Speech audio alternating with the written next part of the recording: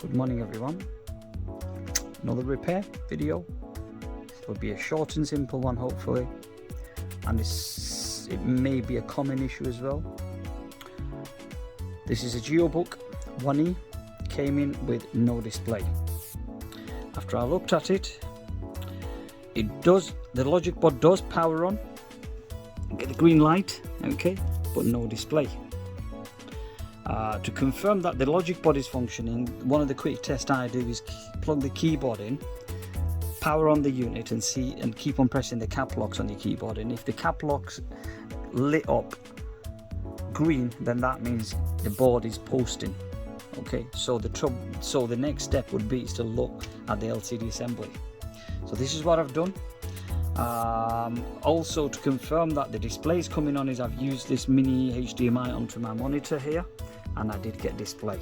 Okay, so after taking out the bezels, what I've spotted is there's some Bostik glue. There was a bit of a Bostik glue holding onto the end of this flex, and you can see there. Okay, and what may have happened is that the LCD, the lid had been closed up and closed opened. It's pulled away the connector. It's literally pulled out, and that's what made the Ultrabook display not to work. So I'm going to prove that. Just bear with me. Let me just put this. There we go. Okay, so let's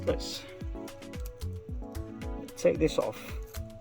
Taken it off the Bostik glue, click this back in place, and I am 100% adamant that this should resolve the issue. Let's turn the power bench power supply on, and let's put power into the system. Okay, why am I tilting it? I don't know, but let's see if it works. Let's draw in power. So we get anything from the display.